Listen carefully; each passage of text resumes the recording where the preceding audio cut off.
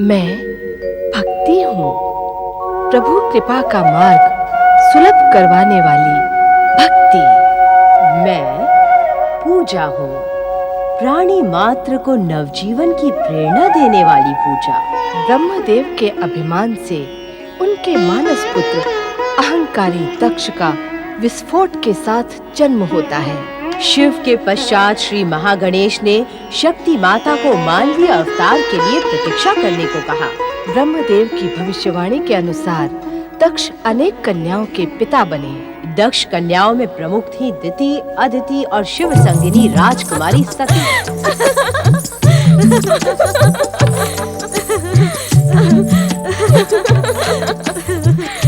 ये समय हंसने खिलखिलाने में व्यर्थ कर देने का नहीं है। अदिति, सती, तुम किस चिंता से व्यग्र हो दीदी? क्या तुम उस चिंता से परिचित नहीं? नहीं दीदी। और सती, तुम? मैं भला आपकी चिंता कैसे जान सकती हूँ दीदी? ये चिंता मेरी नहीं है, हम सबकी है। अर्थात तुम उस समाचार से अनभिज्ञ तो नहीं कि पिताश्री हमारे विवाह का विचार कर रहे हैं?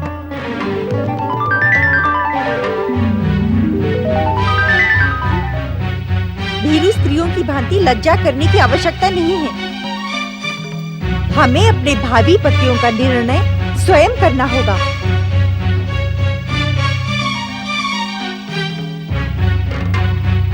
आप उचित नहीं कह रही हैं दीदी। क्या कहने की इच्छुक हो तुम अदिति? यही कि इस विषय में हमें सोचने की क्या आवश्यकता है दीदी। हमारे माता पिता हमारे शुभचिंतक हैं, वे हमारे लिए योग्य वरों का ही चयन करेंगे। तुम्हें अपनी बहन कहते हुए मुझे लज्जा का अनुभव हो रहा है अदिति। हमारे स्वाभिमानी और महान पिता दक्ष प्रजापति का तनिक भी अभिमान तुम में नहीं है। चकित होने की आवश्यकता नहीं है। तुम्हारी संकेतों की भाषा हम समझ नहीं पा रहे हैं दीदी। यदि संकेतों की भाषा समझ नहीं पा रही हो तो मैं सरल भाषा में कहती हूँ। क्या तुम दोनों अपने आप को माता पिता की इच्छा के सम्मुख समर्पित कर देने की इच्छुक हो?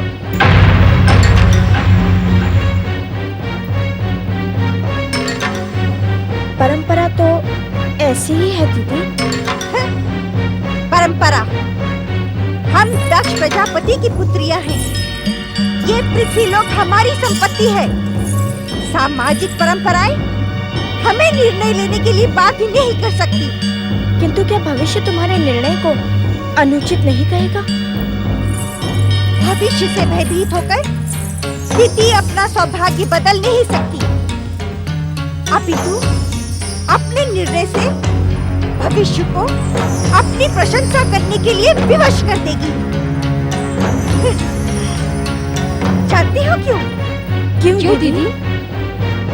क्योंकि दिति को अपने लिए असाधारण महापुरुष पति की अभिलाषा है, जिसका निर्णय वह स्वयं करेगी। स्वयं।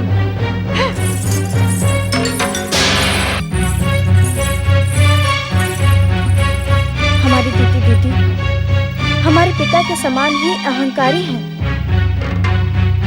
उन्हें अपना कठोर स्वभाव बदलना ही होगा। स्वभाव तो परिस्थितियों के कारण जन्म लेते हैं दीदी हम सब बहनों में ज्येष्ठ हैं। उनके जन्म के समय हमारी पिताश्री में अहंकार और प्रतिशोध की भावना अत्यधिक थी। तुम सत्य कह रही हो सती। परिस्थिति अनुकूल होने और हम सबके जन्म के कारण पिताश्री का स्वभाव अब पहले जैसा नहीं रहा, जिसका प्रभाव हम सब पर पड़ा। एक बात पूछूं सती? पूछो ना दीदी। सत्य कहेगी? असत्य क्या होता है ये तो तुम्हारी बहन जानती भी नहीं दीदी। पति के विषय में तेरा क्या विचार है सती? अहो दीदी अहो, क्या हुआ सती? उनका स्मरण करवाकर तुमने मेरे मन को उनकी दिव्य भक्ति से भाव विभोर करा दिया है दीदी।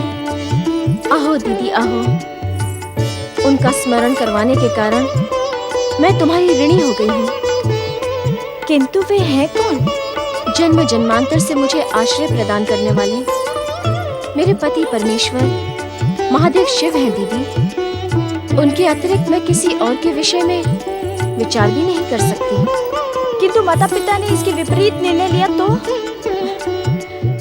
निश्चिंत रहो दीदी। श्री महागणेश की लीला और महादेव शिव की इच्छा के कारण माता पिता महादेव को ही मेरा कन्यादान करने के लिए विवश हो जाएंगे।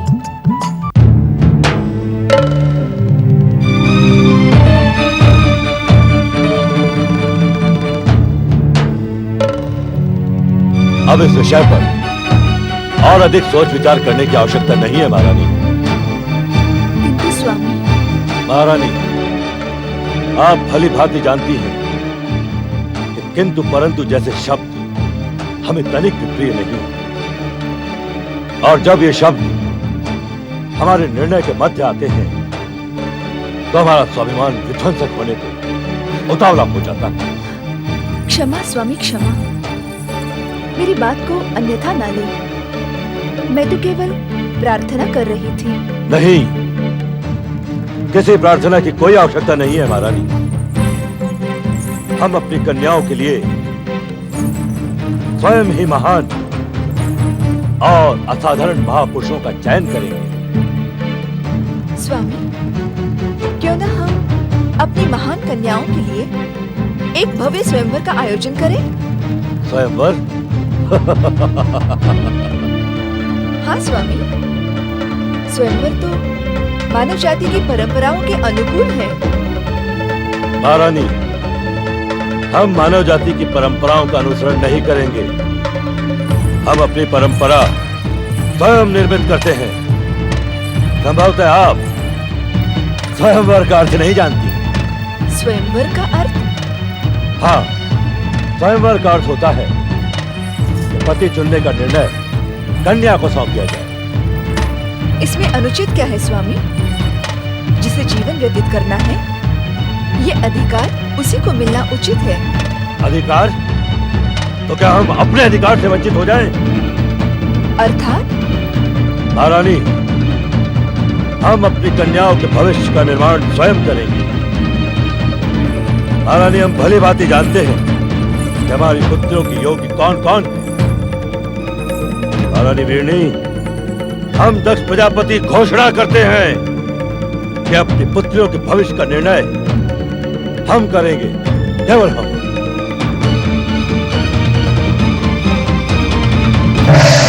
दक्ष, रामदेव, आप इस समय यहाँ? पुत्र, तुम्हें चिंता मुक्त करने के उद्देश्य से ही मैं यहाँ प्रकट हुआ हूँ। चिंता? दक्ष प्रजापति को चिंता? इस पृथ्वीलोक के एकमात्र प्रजापति दक्ष प्रजापति को चिंता? रामदेव, जिस दिन चिंता को अपने अस्तित्व से मोह समाप्त हो जाएगा, उस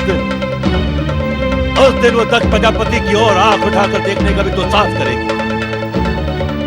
स्वामी, परम पिता ब्रह्मा जी परम आदरणीय हैं।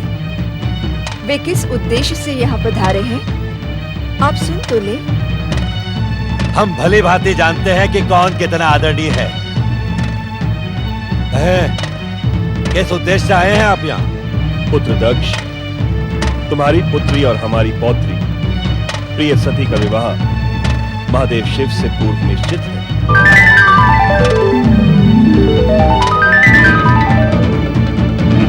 शिव? क्या आपने सोच भी कैसे लिया ब्रह्मदेव कि हम अपनी प्रिय और तेजस्वी पुत्री सती का विवाह उस धन धड़क भभूधारी शिव से करेंगे? असंभव।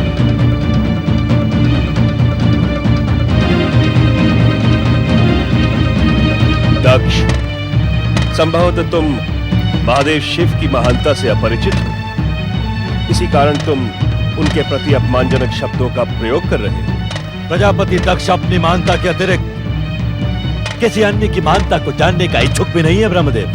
तुम्हें परामर्श देना हमारा कर्तव्य था। आपको परामर्श देने के लिए हमने आमंत्रित नहीं किया था। तुम आमंत्रित करो अथवा ना करो, किंतु ब्रह्म वाक्य अटल है। तुम्हारी पुत्री सती शिव संगिनी शक्ति का मानवीय अवतार है। ये तो संयोग मात्र है कि मातृ शक्ति ने तुम्हारी पुत्री के रूप में जन्म लेकर तुम्हें कृतार्थ किया है।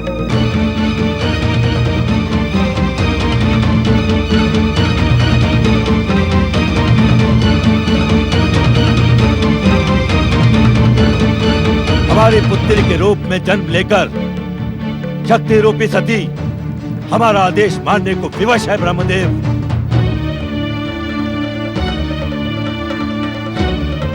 और हमारा आदेश है कि सती का विवाह उस नम धड़म भभूतारी शिव से कदापि नहीं होगा, कदापि नहीं।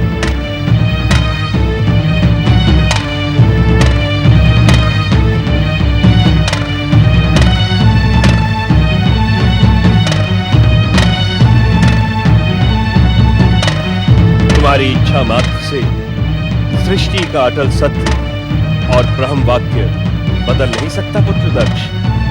सती का विवाह महादेव शिव से होकर रहेगा।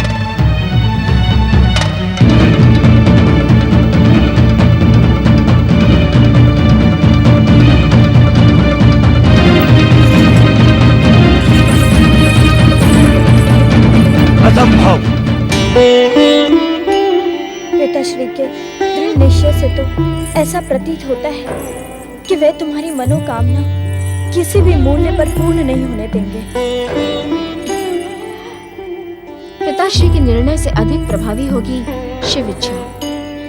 पिताश्री कुछ भी कर लें, परंतु सती का आश्रय शिव के अतिरिक्त अन्य कोई भी नहीं हो सकता।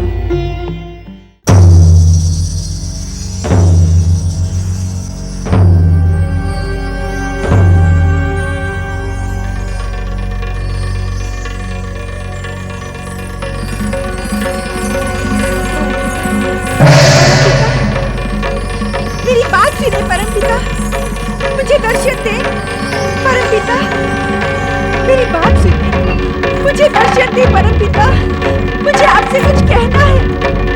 परमपिता दर्शन दे। प्रणाम परमपिता।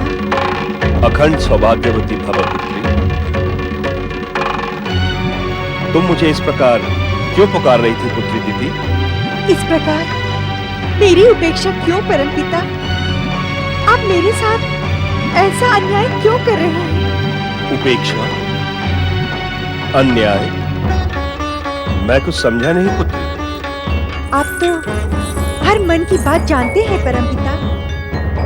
मैं दक्ष प्रजापति की ज्येष्ठ पुत्री और आपकी ज्येष्ठ पौत्री हूँ, किंतु आपने मेरी उपेक्षा करके मेरी छोटी बहन सती के विवाह संबंध की घोषणा कर दी, जबकि दक्ष कन्याओं में विवाह का प्रथम अधिकार मेरा है। पुत्री दीदी, हर किसी के भविष्य का कथन करना उचित नहीं होता, इससे भ्रम उत्पन्न होता है। नहीं परमपिता, अब मुझे भी मेरे भावी पति के विषय में बताएं। यह अनुचित है पुत्री। ब्रह्मवाक्य अटल सत्य होता है परमपिता, वह अनुचित कैसे हो सकता है? आप मेरे आग्रह की उपेक्षा न करें। मुझे बताएं कि मेरा पति कौन होगा?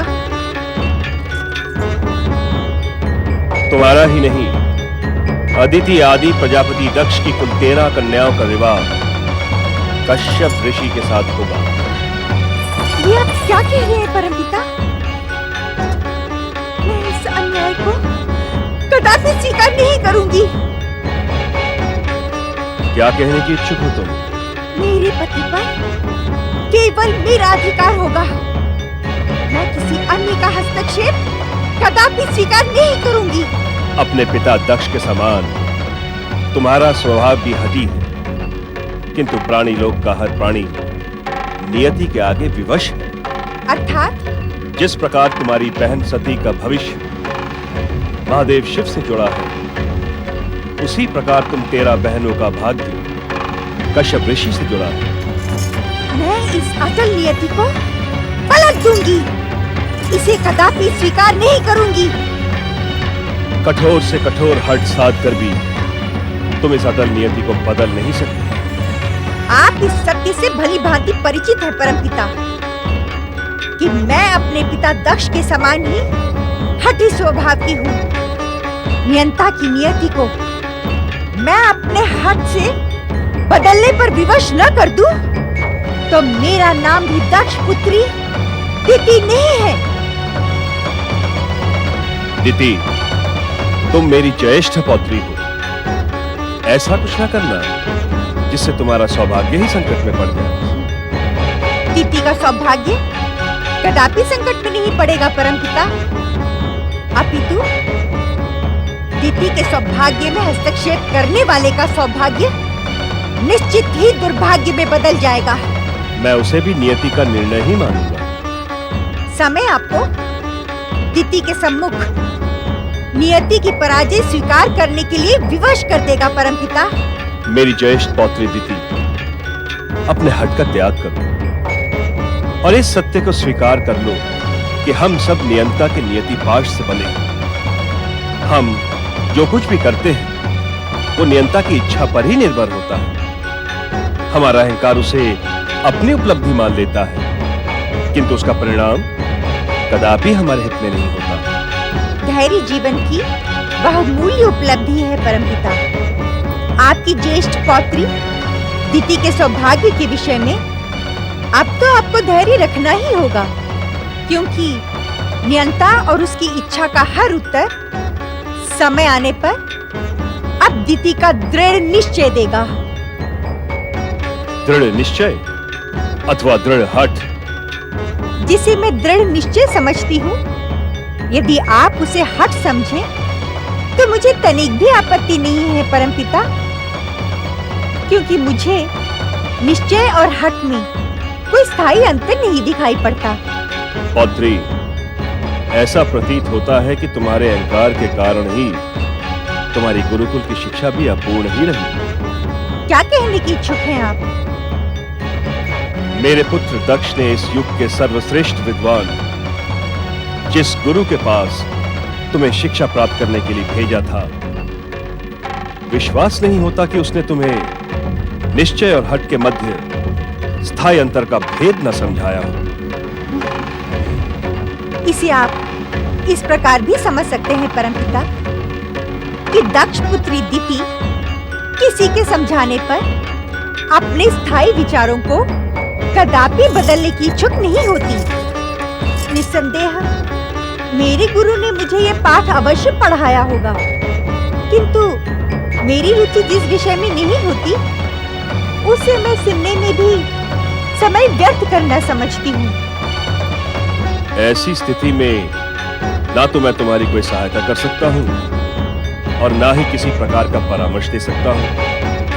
हाँ, तुम्हारे और नियति के संघर्ष को अब मैं देखूंगा अवश्य।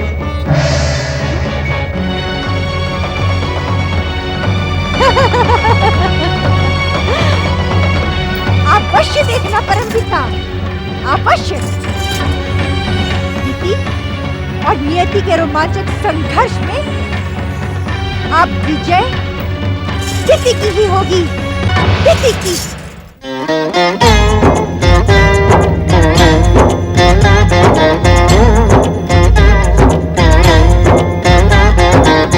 अर्थ समर्थ ये इनसे जीवन, यही है करता यही है कारण। अर्थ समर्थ ये इनसे जीवन, यही है करता यही है कारण। सारे जगत के भाग्य विधाता, दुख हरता ये है सुखदाता। श्री गणेश श्री गणेश श्री गणेश श्री गणेश श्री